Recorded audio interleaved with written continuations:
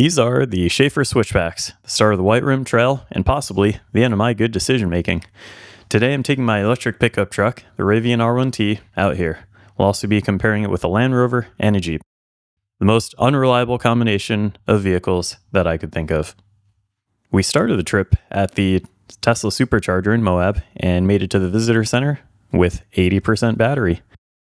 Now, it's the middle of August and it's hot. We have 2 nights and 3 days to complete the trail, about 100 miles total, 150 mile round trip to and from Moab.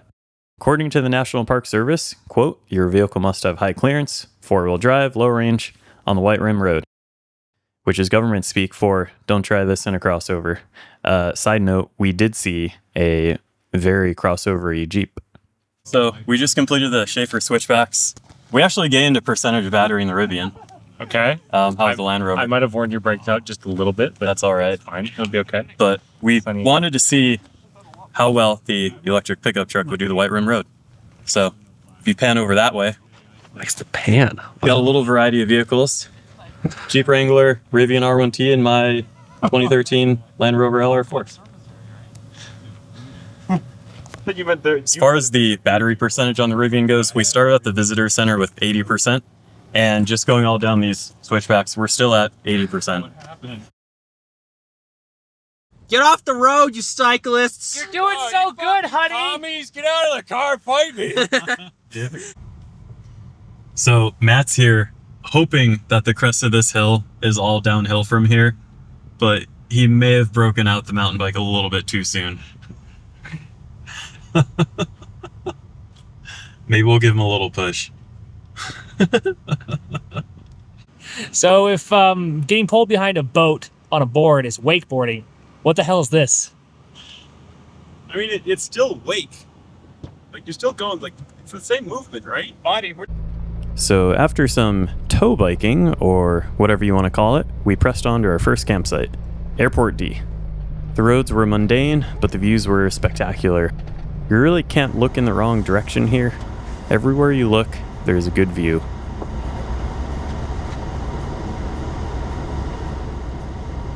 Here we are, sucking in the view. We got Evan, deprived of internet, setting up a Starlink. Pathetic. All right, so we started with 80% battery at the visitor center, sitting at 76 right now. It thinks we're gonna get to the site with 74%, and we've been kind of just leaving the truck on. We've used more power cooling it and powering the outlets than we've used to move the entire vehicle. Regenerating a bit of power too.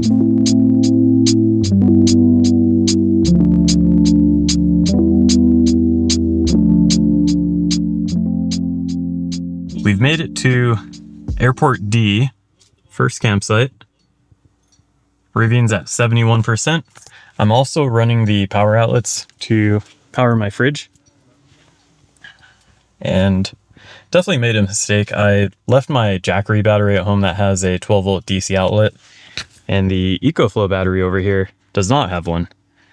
So I wasn't originally planning to run the inverter all night, but probably gonna run it all night here and see how it goes. And per usual, keep the displays and the climate off, just to save some battery. With day 1 complete, after driving approximately 51 miles, we're left with 71% battery.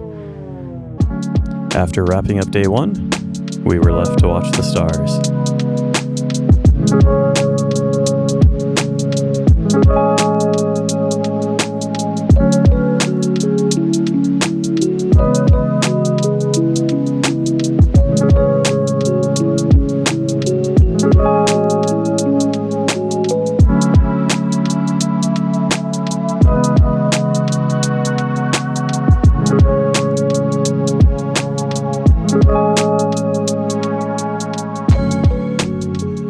5.8 kilowatts used since we parked. We used about 1 kilowatt on the outlets, gear guard, air conditioning, and the vehicle used 4.5.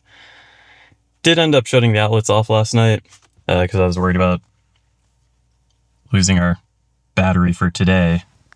But right now, starting day 2 with 68%, We have about 35 miles today. Probably gonna end up using 15%, maybe 20% max of the battery. So we'll see. Dude, he did that better than you. I just went slow. So day 2 here was also pretty mundane, if I'm honest. A few obstacles here and there, but nothing that was difficult for any of the vehicles we brought. The Land Rover has locking center and rear differentials. They're fully automatic in it. And the Jeep's got locking front and rear diffs as well, but I don't think they were necessary for any part of this trip. This climb was the first time they went into four-wheel drive, I believe. And my brother did say he completed most of this trip in two-wheel drive. There were a lot of elevation changes on day 2. Our campsite for tonight is Candlestick, which has about a 2,700 foot elevation gain and about a 2,900 foot elevation loss. Bad news is my Rivian's efficiency took a little hit. Good news is gravity is kind enough to give you most of that back on the way down. Now, today ended up being a bit more battery intensive than I expected, and also one of our longer days. And once again, the thought of near 100-degree temperatures were on my mind. However, at no point did we stop blasting the air conditioning. This is a glamping trip after all.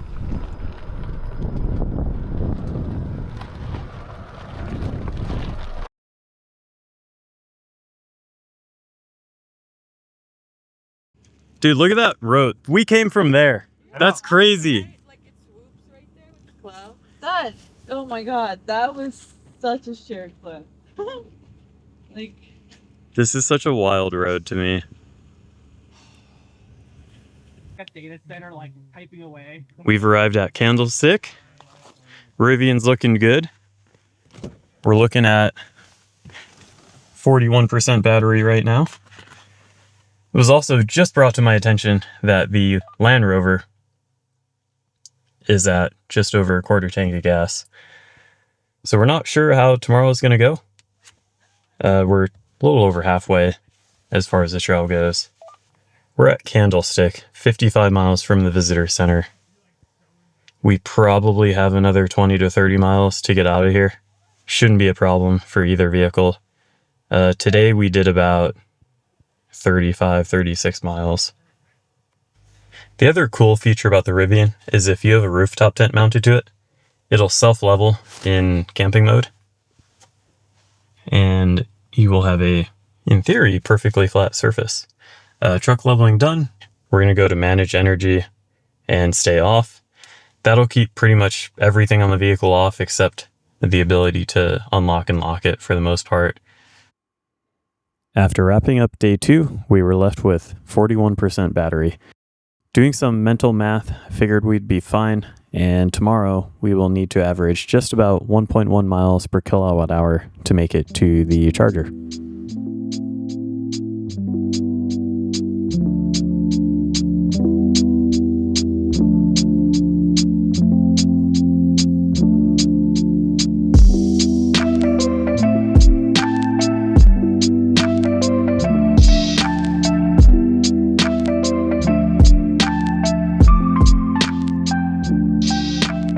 We started day 3 at the crack of dawn as we had to drive 8 hours home after getting off the trail. This was by far my favorite part of the trail. There were lots of shelf roads, some mild obstacles to navigate, and fantastic views. Between obstacles, road conditions were pretty good, and the views were by far the best.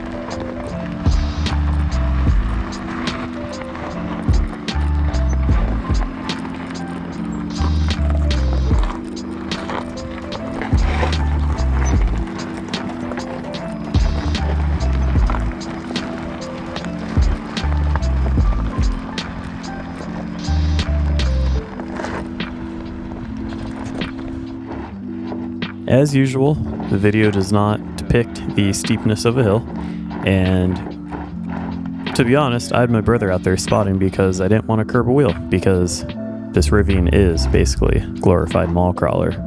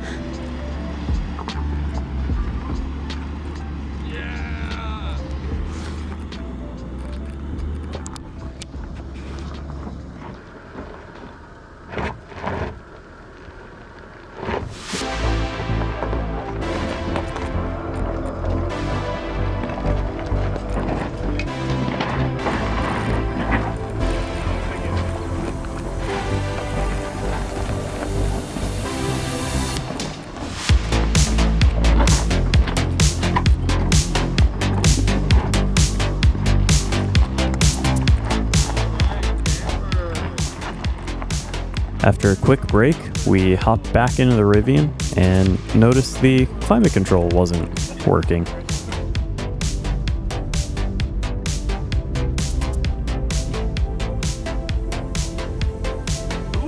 Oh, we fixed it.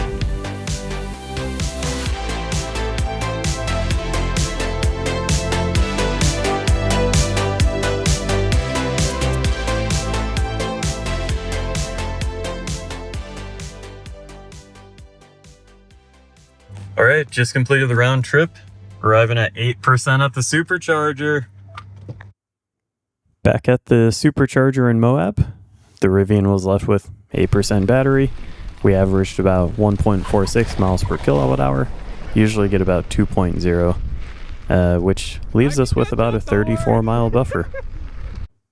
The Land Rover and the Jeep both finished with their low fuel lights on, Land Rover getting a whopping 8.39 mpg, about a 41-mile buffer. And the Jeep not doing too much better at 9.28 mpg with a roughly 21-mile buffer. Round trip of just over 150 miles, every vehicle did complete the trail, surprisingly without a mechanical failure, and drove all the way back home without any issues. If I were to do this again, I would definitely do it at a cooler time of the year, not when the temps are pushing 100 degrees. That would have helped the Rivian's case a lot. A lot of that power was due to the air conditioner running. I was not the first person to complete this trail in a Rivian either. A couple of forum posts that I read, each person said they finished with about 20 to 30% battery left. Now, all I'm going to say is I'm glad I charged up to 100% before I left. We'll do this again, though.